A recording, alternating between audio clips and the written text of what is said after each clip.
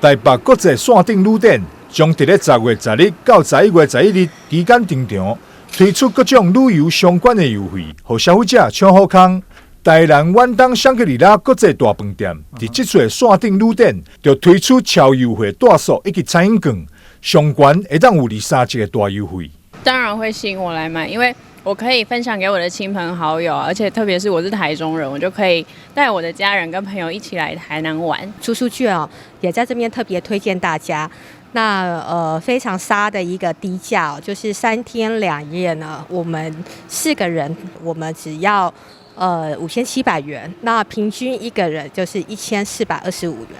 那这样子可以让我们的游客其实来台南3天2夜刚刚好，然后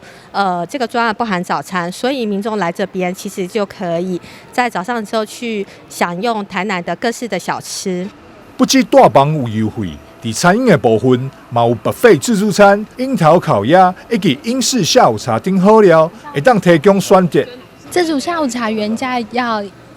将近1000块，然后现在打72折，平均起来